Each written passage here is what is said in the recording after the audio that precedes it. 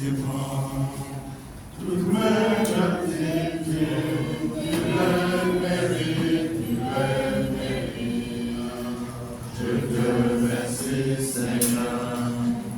Tous mes remerciements, toutes mes gratitudes, tu les mérites, tu les mérites. Tout ce que je possède dans ma vie vient de toi, mon Seigneur. Bénis-moi pour que je te remercie. Miséricordieux, tu m'es louange, louange. Miséricordieux, je te remercie, je te remercie. Tout ce que je possède dans ma vie vient de toi, mon Seigneur. Bénis-moi pour que je te remercie. Dieu Tout-Puissant, miséricordieux, tu es louange, louange. Miséricordieux, je te remercie, je te remercie. Tout ce que je possède dans ma vie vient de toi, mon Seigneur. Bénis-moi pour que je te remercie. Dieu Tout-Puissant, miséricordieux, tu mérites louange, louange. Miséricordieux, je te remercie, je te remercie. Gloire à Dieu, que son Seigneur soit glorifié pour toujours. Amen. Assalamu alaikum. Comment vous allez? Tout le monde se porte bien? Vous allez bien? Oui. Ouais. Les rues ne sont pas parce que les chaises sont vides. Je ne sais pas si on a donné congé ou bien les gens ont décidé de nous prévenir. Que Dieu le Tout-Puissant soit avec vous. Que Dieu vous fortifie et qu'il pourra pour vous à tout moment. Et surtout, qui vous aide à surmonter vos problèmes, vos difficultés au nom de Jésus-Christ de Nazareth. Amen. Amen. Amen. Prions. Éternel, nous te remercions, nous te glorifions pour tous tes bienfaits. Merci pour ce moment que tu nous as donné d'écouter encore ta parole. Nous te supplions que tu sois avec nous, que tu prépares nos oreilles et nos cœurs, pour que ta parole puisse demeurer en nous et puisse apporter la transformation nécessaire. Éternel Dieu Tout-Puissant, je suis vie. Remplis-moi avec ton Esprit Saint pour que ta parole puisse pénétrer les cœurs même qui sont durs. Pour que ces cœurs puissent apporter le fruit nécessaire pour leur âme et pour ta gloire. Parle. Nous t'écoutons. Nom de Jésus-Christ de Nazareth. Amen. Amen. Oui, premier mois du deuxième trimestre. Alors, le thème c'est facultatif, chacun choisit. Chacun choisit son thème. Ainsi, le sujet que j'ai pour nous aujourd'hui à débattre, c'est la parole de Dieu est vivante et tranchante. La parole de Dieu est vivante et tranchante. À Alors je veux qu'on comprenne que la parole est toujours valable pour nous transformer.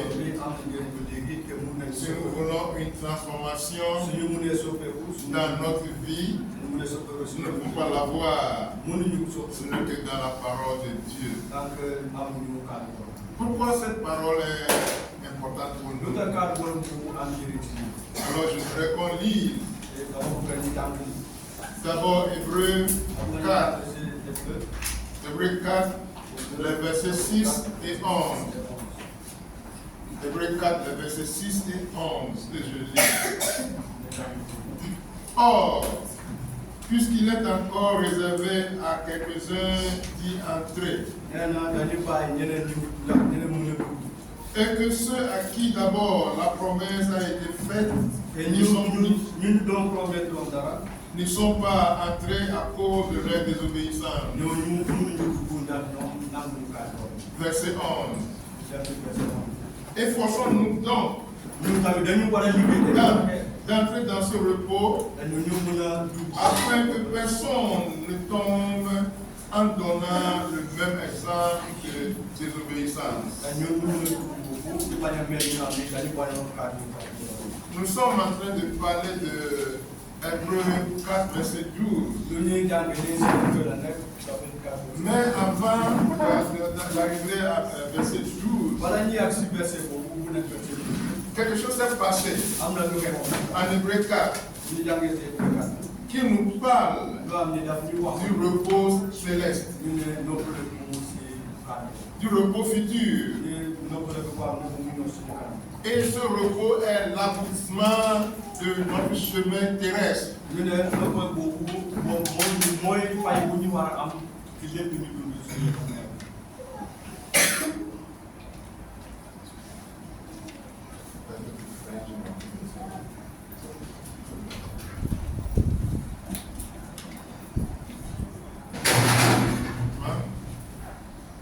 You speak Wolof, French. So French will be all right with you. Alors, notre chemin terrestre, c'est pour nous amener à ce repos céleste. Alors, nous sommes tous ici comme des pèlerins qui sont sur la route, qui mènent à ce repos céleste. Comme les Israélites qui avaient le chemin qui mène à la terre promise.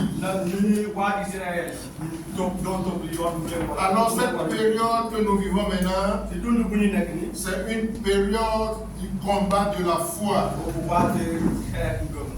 qui va nous tenir pour nous amener sur cette terre promise. Ou bien pour nous au repos céleste.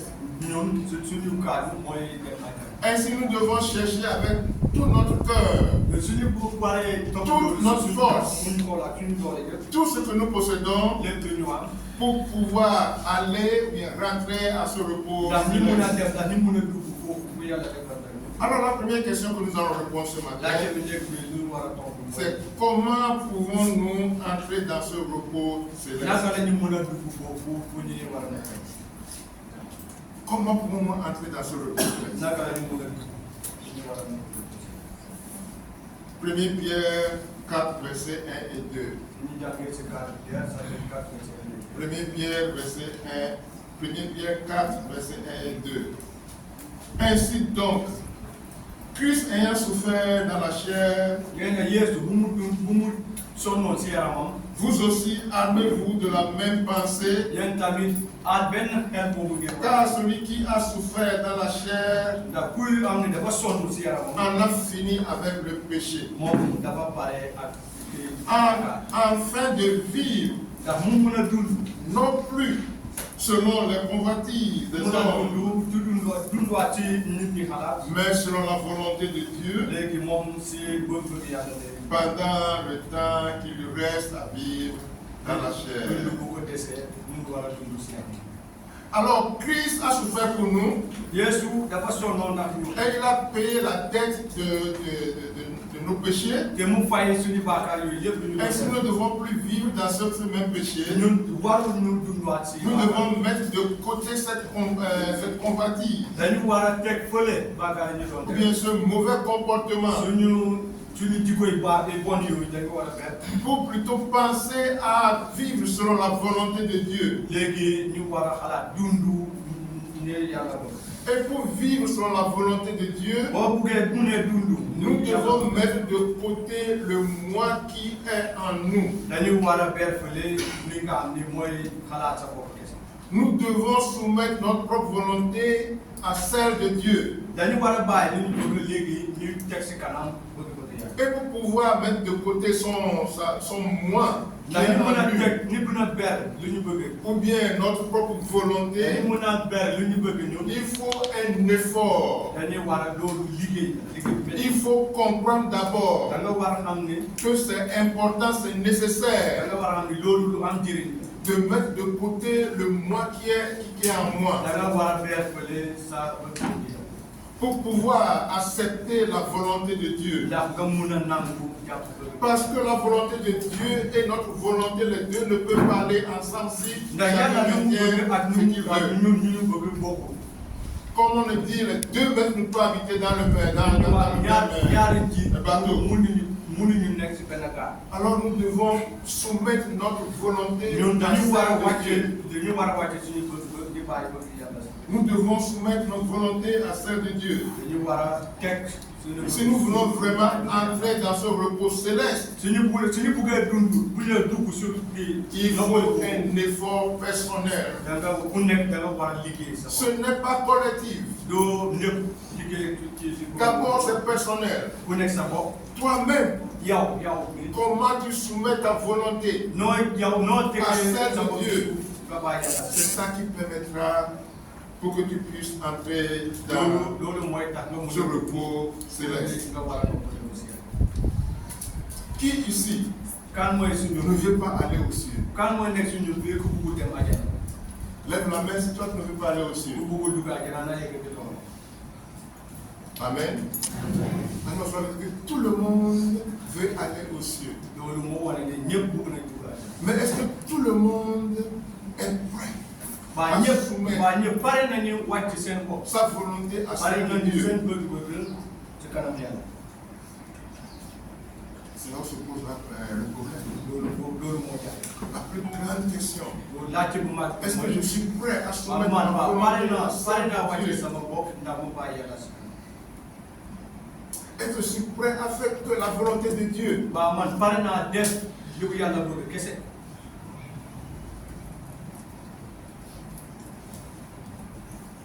C'est une question personnelle.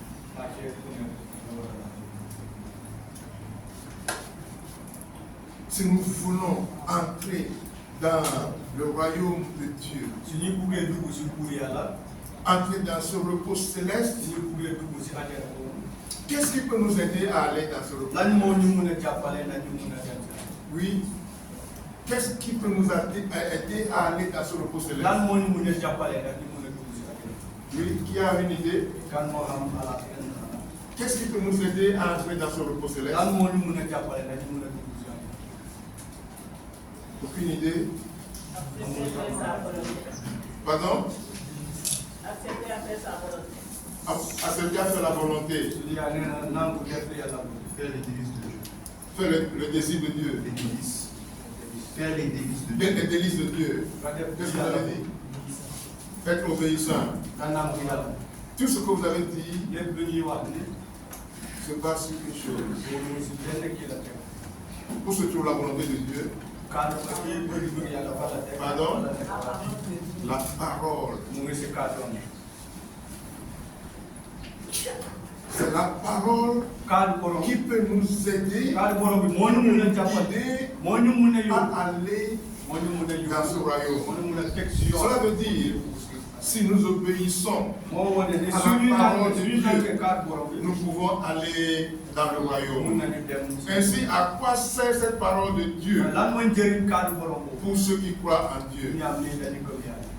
Nous sommes tous d'accord que c'est la parole pour nous. Amen. C'est pourquoi Hébreux 4:11 nous dit: efforçons-nous donc d'entrer dans ce repos, afin que personne ne tombe en donnant le même exemple de désobéissance.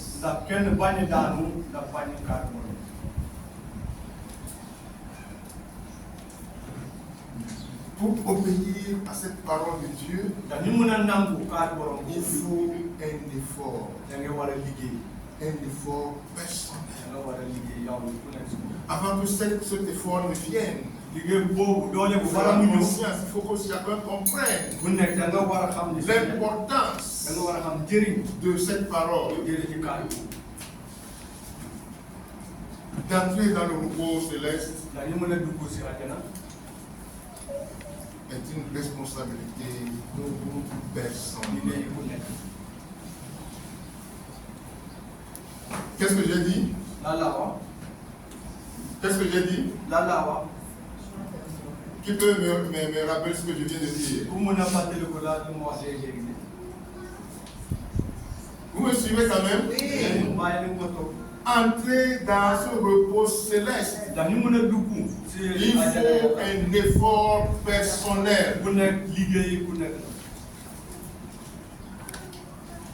Est-ce que vous comprenez? Ce n'est pas la manière dont je vis qui va t'amener aux cieux. Ce n'est pas la manière dont tu vis qui va m'amener aux cieux. Jésus est mort pour tout le monde. Mais chacun d'entre nous doit s'approcher à la grâce de Dieu personnellement. Amen. En faisant quoi? En suivant, en écoutant, en comprenant et en obéissant quoi? La parole de Dieu. Amen. C'est la parole de Dieu qui nous permet de découvrir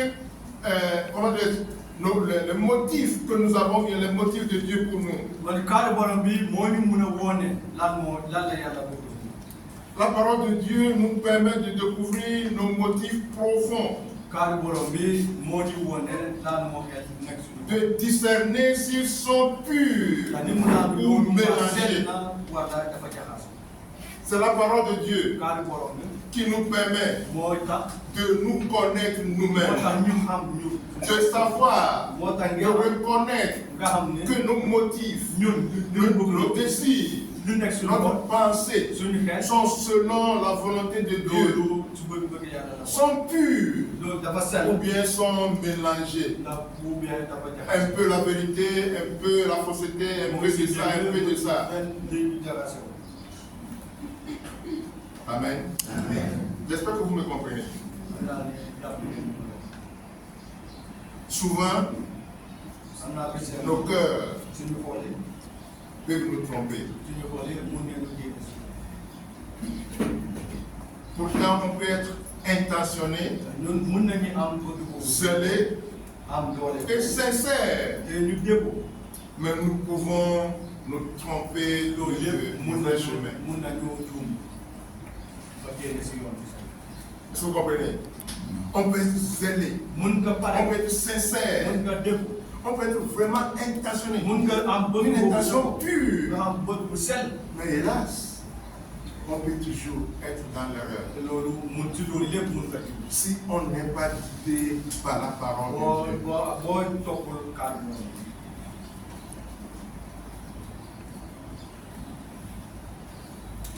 À quoi c'est la parole? Hébreux 4:12. Car la parole de Dieu est vivante et efficace, plus tranchante qu'une épée quelconque à deux tranchants, pénétrante jusqu'à partager âme et esprit, gendre et moelle. Elle juge les sentiments et les pensées du cœur. La parole de Dieu est là pour nous guider. Pourquoi? 1. Parce qu'elle est vivante. La parole est vivante. Si on dit la parole est vivante, ça veut dire quoi? Si on dit la parole est vivante, ça veut dire quoi? Puis, une idée? La parole agit. Ou bien, la parole est... Pardon? Est Dieu. Oui, la parole est importante à tout moment. Amen.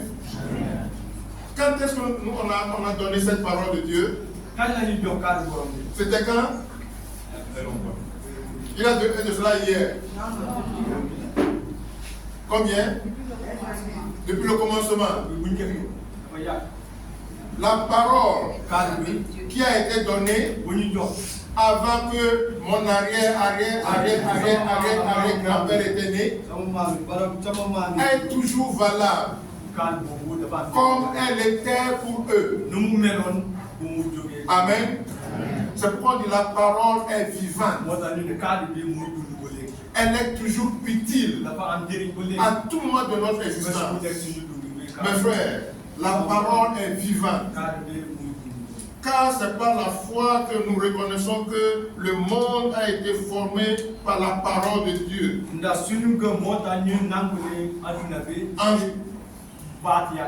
En sorte que ce qu'on voit n'a pas été fait de choses visibles. La parole nous permet de comprendre à travers notre foi que nous avons un Dieu.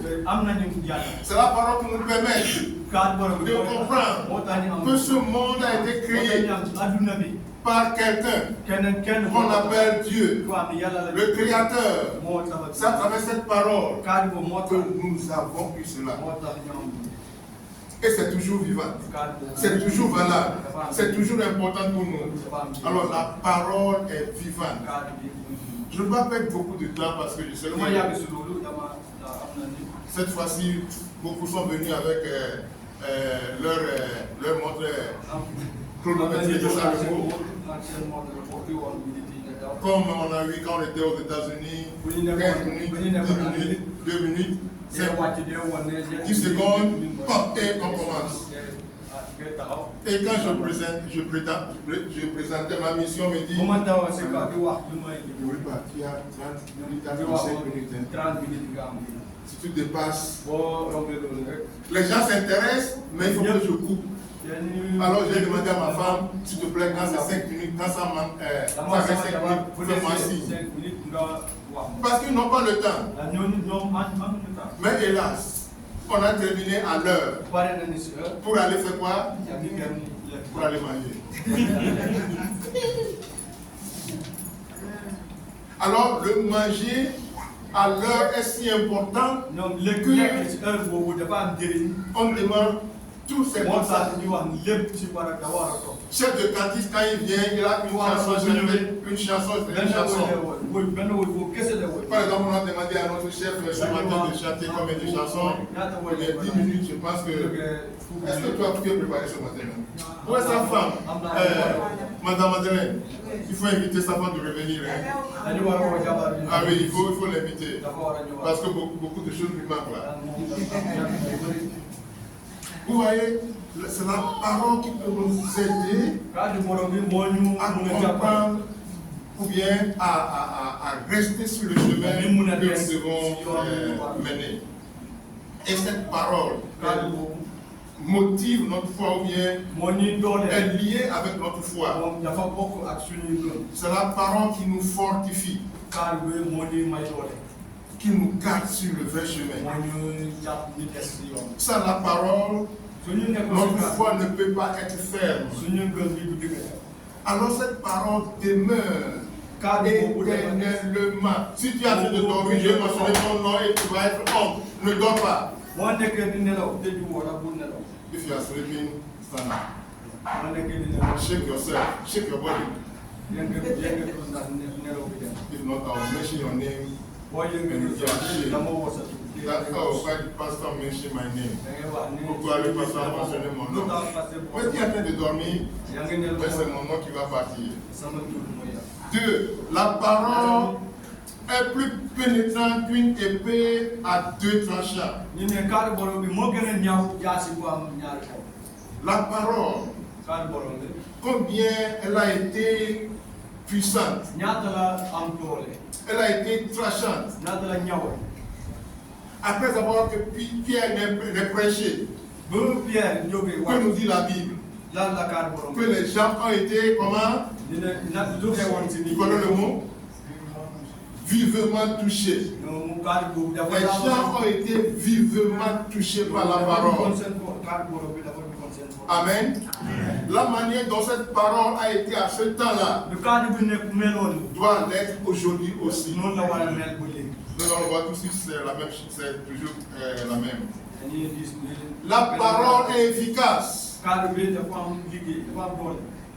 Comme elle a été, elle est toujours efficace aujourd'hui. Elle est plus tranchante que des épées. Vous connaissez les épées? Les couteaux des armées. Qui a le couteau des bûcherons.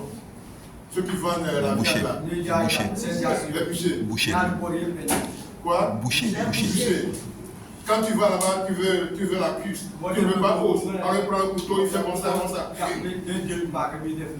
Et ça coupe, tu vois que c'est joli.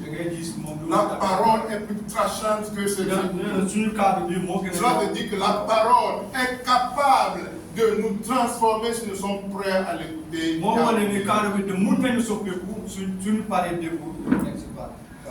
Amen.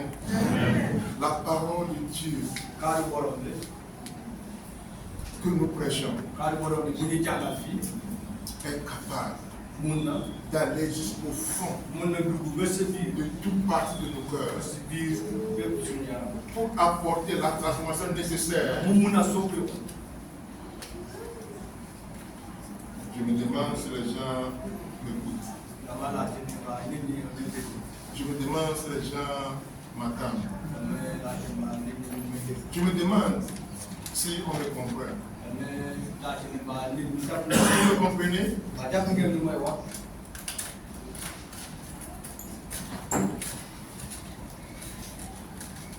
Mes frères, mes soeurs, il est difficile pour nous de faire quoi que ce soit sans la parole. Parce que par nous-mêmes, nous sommes incapables. C'est la parole qui peut nous aider à atteindre notre objectif si nous sommes vraiment des chrétiens.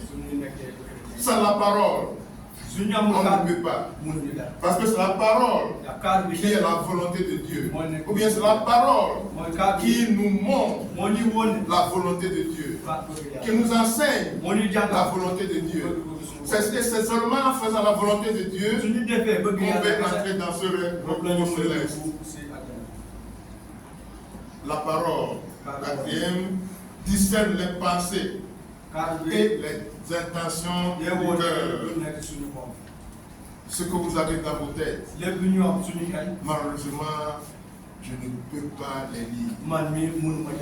Mais c'est la parole seule qui peut vous aider à comprendre ce qui est dans vos têtes. Ce qui est sur votre cœur.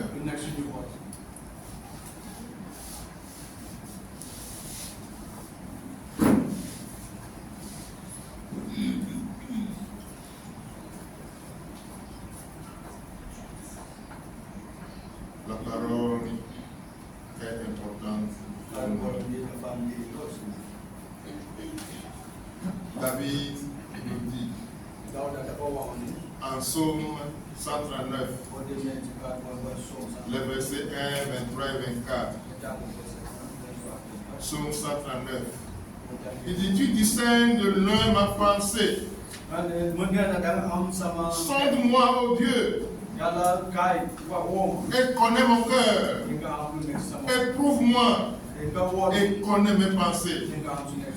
Et regarde S'il y en a en moi quelques voies de chagrin, et conduis-moi dans la voie éternelle. Amen. Si nous vivons humblement dans la crainte du Seigneur, nous ferons moins d'erreurs. Et nous laisserons la parole nous éclairer et nous montrer le vrai chemin. La parole est donc le premier moyen que Dieu a mis à notre disposition pour faire le point et nous encombre et nous empêche ou bien nous encombre et nous aide à marcher joyeusement vers ce repos céleste. Amen. Qu'est-ce que nous prêchons ici? Si on vient ici chaque dimanche, qu'est-ce que nous prêchons? Quelle parole? Quelle parole? La parole de Dieu. Est-ce qu'on prêche la parole d'Anon, de Madeleine, de Jangué, de Mama Faith, ou bien de Sandra? Ou bien, ok, peut-être comme tonton Daniel comme ça, peut-être c'est sa parole qu'on prêche. Non. Nous prêchons la parole. Alors si cette parole arrive à transformer les gens, pourquoi cette parole ne peut pas nous transformer? Pourquoi cette parole ne peut pas nous transformer? Mes frères, mes soeurs, la parole est toujours valable et toujours importante pour nous transformer. Mais est-ce que vraiment cette parole nous transforme? Notre état actuel par rapport à la parole de Dieu.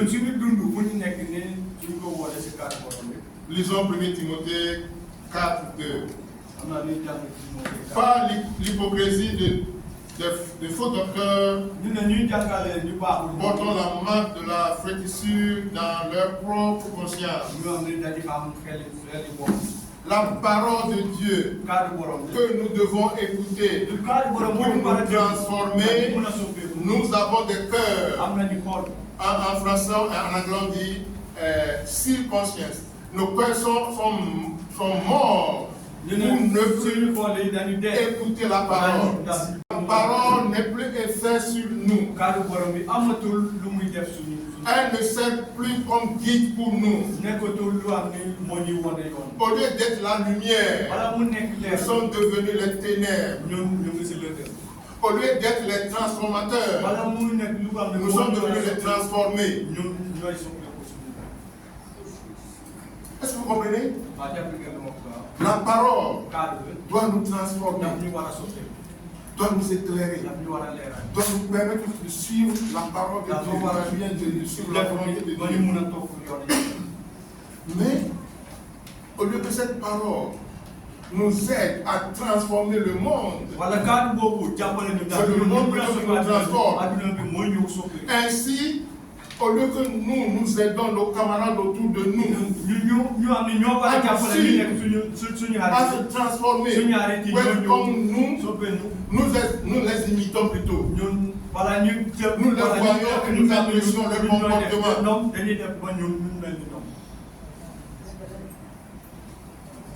Vous êtes là?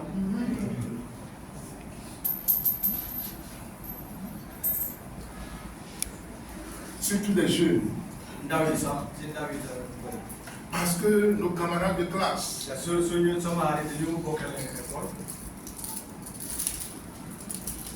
ont des copines, des copains. Nous aussi, nous voulons avoir des copains, des copines. Parce que nos camarades viennent à l'école, des fois avec des paquets de cigarettes dans leur poche, pendant, comment dire, break, pause. Pause, n'est-ce pas, c'est ça le mot? Pendant la pause. Pendant la pause, on va dans le coin pour faire quoi? Pour fumer. Au lieu de dire à tes camarades, non, Gardez votre vie.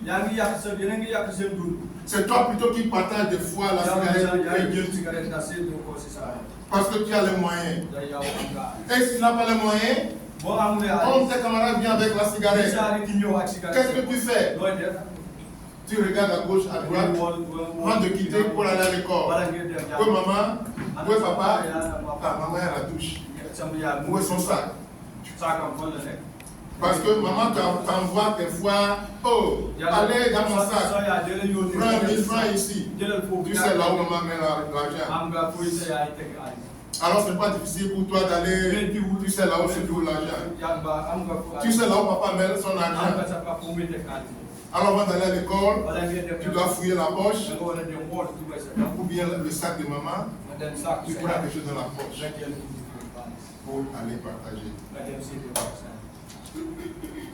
Mes frères, mes soeurs, la parole doit nous transformer. La parole est efficace pour nous transformer. Mais c'est nous qui ne sommes pas prêts à permettre à cette parole de nous transformer. Mon souhait est que, mes frères, mes soeurs, que cette parole nous guide sur le vrai chemin. Que cette parole soit vraiment la lumière sur nos chemins. Que cette parole nous guide. Qu'on soit vraiment la lumière que nous devons être. Partout où nous serons, jeunes ou grands, faisons l'effort. Ce ne serait pas facile. Pour transformer les gens, ce ne serait pas facile. Mais surtout, mes frères et mes soeurs, si tu ne peux pas les transformer, ne permets pas qu'ils te transforment. Amen. Si toi tu ne peux pas les transformer, toi ne permets pas qu'ils te transforment. Ne va pas avec eux. Ne fuis pas la cigarette avec eux. Ne partage pas l'idée de copinage avec eux. N'allez pas boire avec eux. Dis-leur que non, moi je suis un chrétien. Et on pourrait ne pas faire cela. Dans ce cas, quelqu'un sera attiré à toi. Il va te poser la question. Qu'est-ce que tu as entendu? Qu'est-ce qu'on t'a prêché? Mes frères, mes soeurs, la parole doit nous transformer. Cette parole est vivante, comme hier, comme aujourd'hui, et sera vivante demain également. Que Dieu nous bénisse. Que sa parole demeure en nous, comme un feu qui peut nous brûler tout le temps. Pour rappeler de ce que nous devons faire pour la gloire de Dieu. Que Dieu nous bénisse. Au nom de Jésus-Christ de Nazareth. Amen.